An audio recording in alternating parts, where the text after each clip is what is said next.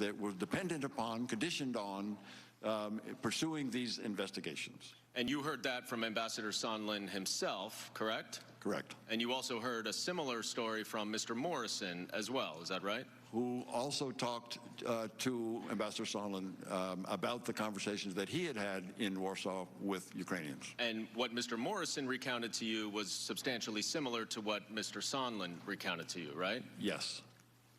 And so, regardless of what Ukrainians may say now that everything is out in the public and we're here in this public hearing, that they felt no pressure from President Trump, it was your clear understanding, was it not, that in early September, when the pressure campaign was still secret, that the Ukrainians believed that they needed to announce these public investigations? Is that right? Mr. Goldman, I know that the Ukrainians were very concerned about the security assistance. And I know that they were prepared or preparing to make a public statement, that is, with a CNN interview, that was being planned. Those are the two pieces that I know. And that CNN interview was to announce these investigations as you understood it, right? That was the implication. That was certainly the implication. We've been focused a lot on the September timeframe, but I want to go back 2 months to July, before the July 25th call. And you testified, Ambassador Taylor, in your opening statement that it was in the middle of July when you understood that the White House meeting was first a condition on these investigations. Is that accurate? Yes, we were preparing, and I agreed that the White House meeting was going to be an important step in U.S.-Ukrainian relations. So in June and in early July, attempts to work out a way to get that meeting included a phone call. And so there were several conversations about how to have this phone call that eventually happened on July 25th. And you described in your opening statement a July 10th White House meeting with a number of officials where Ambassador Bolton used the term that something was a drug deal. What did you understand him to mean in hearing that he said that, used this term drug deal? Ms. Goldman, I don't know. I don't know what Ambassador Bolton had in mind. And was that in reference to a discussion in that meeting related to the White House meeting that President Zelensky wanted and in connection to the investigations? The context of that comment was the discussion that Mr. Daniluk, who was Mr. Bolton's counterpart, Ukrainian counterpart, the National Security Advisor, had with Mr. Bolton. And that conversation was very substantive up until the point where the White House meeting was raised and Mr. Ambassador Sondland intervened to talk about the investigations.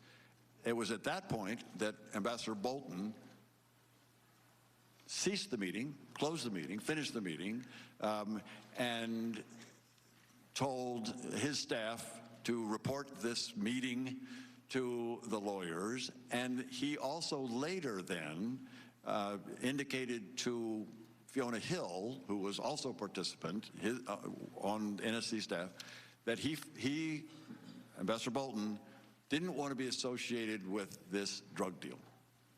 So it was, the implication was it was the domestic politics that was being cooked up. And did Ambassador Sondland say this in front of the Ukrainian officials, to your understanding? Ambassador Sondland, in the meeting where Ambassador Bolton was having a conversation with his counterpart, raised the issue of investigations being important to come before the White House meeting that had just been raised. And Ukrainian officials were there? And Ukrainian officials were in that meeting, yes, sir.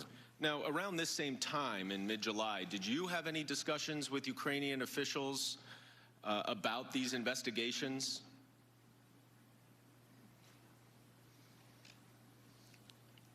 I don't recall. Well, let me show you a text message that you wrote on July 21st, where you wrote it again to Ambassadors Sondland and Volker. And if you could just read what you wrote here on July 21st. Gordon, one thing Kurt and I talked about yesterday was Sasha Daniluk's point that President Zelensky is sensitive about Ukraine being taken seriously, not merely as an instrument in Washington domestic re-election politics. And Sasha Daniluk, I think you just said, is Ambassador Bolton's counterpart, right? He's the National Security Advisor to the, he's no longer, but was at the time. What did you understand it to mean when that Zelensky had concerns about being an instrument in Washington domestic re-election politics? Mr. Daniluk understood that these investigations were pursuant to Mr. Giuliani's request to develop information, to find information about Burisma and the Bidens. This was very well known in public. Mr. Giuliani had made this point clear in several instances in the beginning, in the springtime. And Mr. Daniluk was aware that that was a problem. And would you agree that because President Zelensky is worried about this, they understood at least that there was some pressure for them to pursue these investigations? Is that fair? Mr. Daniluk indicated that President Zelensky certainly understood it, that he did not want to get involved in these type of activities. Now, I'm going to move ahead now to July 25th, which was when President Trump and President Zelensky had the phone call. But before we get to the phone call, I want to show both of you a text message, neither of you is on this text message. It is between Ambassador Volker and Andrei Yermak, a top aide to President Zelensky. I will read it because neither of you is on it. Ambassador Volker says, "Good lunch, thanks. Heard from White House, assuming President Z convinces Trump he will investigate / get to the bottom of what happened in 2016, we will nail down date for visit to Washington. Good luck, see you tomorrow, Kurt." And this was a half hour, less than a half hour before the call actually occurred. Now, Ambassador Taylor, was Ambassador Volker with you in Ukraine at this time? He was. Did you know that he was prepping President Zelensky for this phone call with President Trump in this way? Not in this way, Mr. Goldman, but I knew that Ambassador Volker was prepping Ukrainians for the phone call earlier on. That is, at a meeting in Toronto on July 2nd, Ambassador Volker had a conversation with President Zelensky and had indicated in a phone call that he, at that time, was going to talk President Zelensky through the steps that need to be taken in order to get to the phone call. Understood.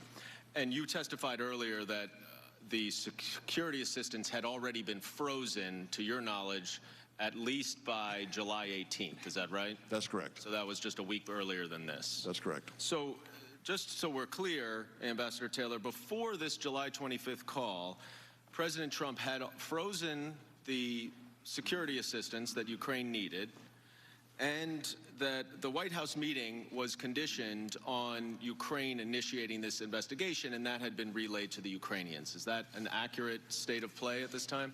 That's an accurate state of play.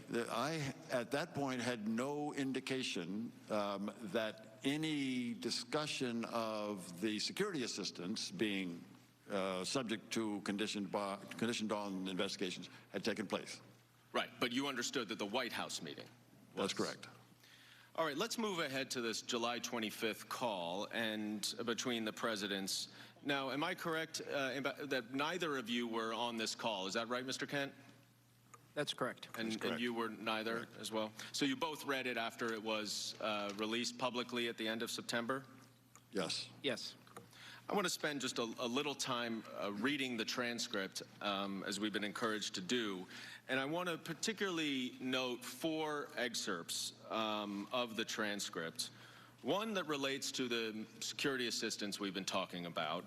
Another that discusses a favor that President Trump asked of President Zelensky.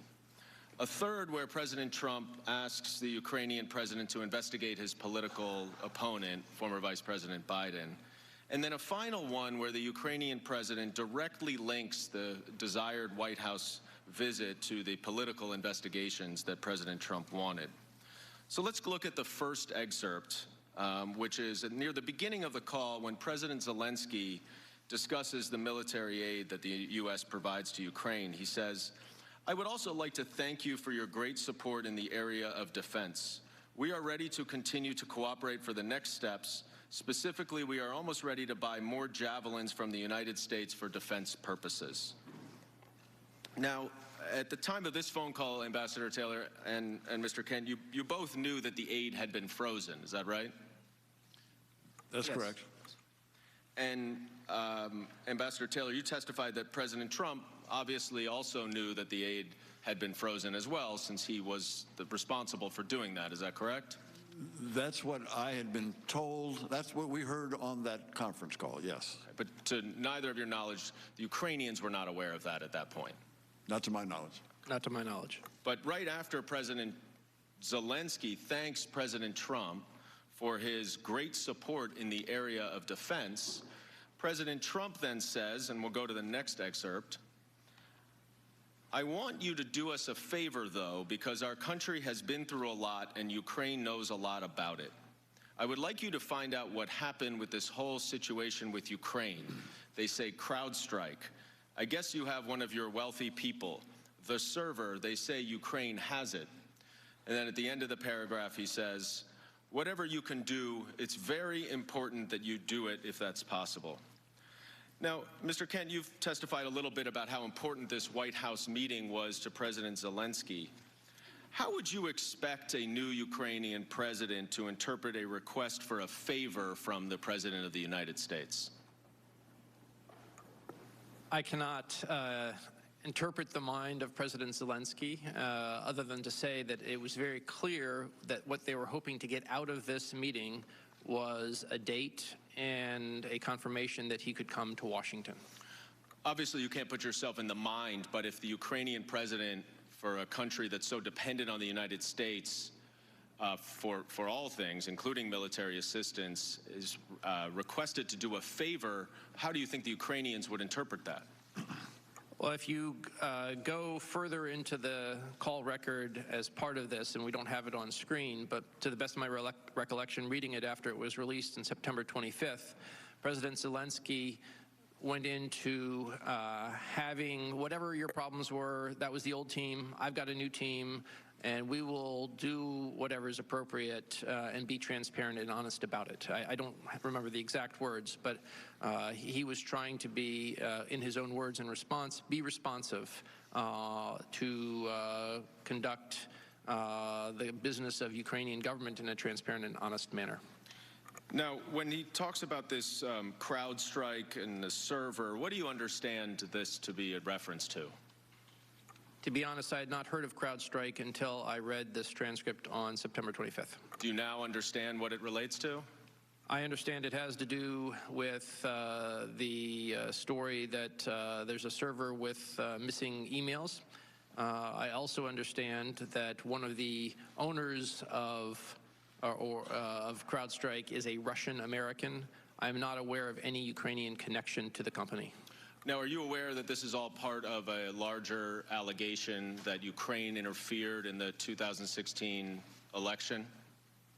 Yes, that is my understanding. And to your knowledge, is there any factual basis to support the allegation that Ukraine interfered in the 2016 election? To my knowledge, there is no factual basis, no. And in fact, who did interfere in the 2016 election? I think it's amply clear that Russian interference was at the heart of the interference in the 2016 election cycle. Let's move to the third excerpt that I mentioned related to Vice President Biden. And it says, the other thing, there's a lot of talk about Biden's son. This is President Trump speaking, that Biden stopped the prosecution, and a lot of people want to find out about that. So whatever you can do with the Attorney General would be great. Biden went around bragging that he stopped the prosecution, so if you can look into it, it sounds horrible. Now, at the time of this call, Vice President Biden was the frontrunner for the Democratic nomination in the 2020 election, and Mr. Krent, are you familiar, as you indicate in your opening statement, about these allegations related to Vice President Biden?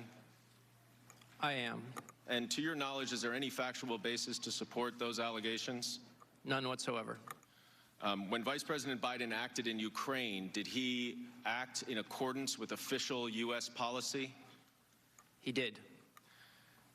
Now, let's go to then the last excerpt that I wanted to highlight, which is President Zelensky speaking, and he says, "I also wanted to thank you for your invitation to visit the United States, specifically Washington, D.C. On the other hand, I also want to assure you that we will be very serious about the case and we will work on the investigation." Now, Ambassador Taylor, right after President Zelensky mentions his much-desired Washington visit, he says, "on the other hand," and then says that Ukraine will be very serious about the investigation. Is this the same link between the White House visit and the investigations that Ambassador Volker had texted to Andrei Yermak just a few minutes before this conversation? That's my assumption.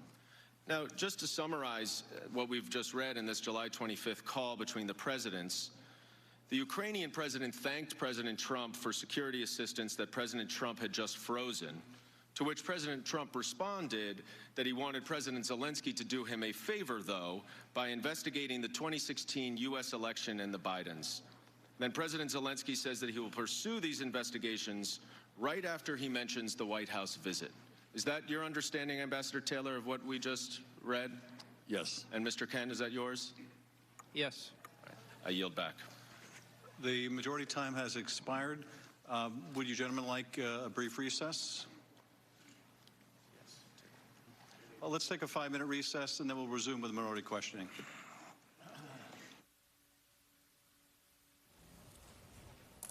And you're watching NBC News coverage of the first public impeachment hearings. We've been watching primarily William Taylor, the top American diplomat in Ukraine, taking most of the questions, but also George Kent, a former State Department official. Here with Chuck Todd, Andrea Mitchell, and Andrew Weissman, a former DOJ prosecutor. First of all, welcome. You're also an NBC News analyst. I want to get your thought on the way, especially we heard Mr. Goldman, the counsel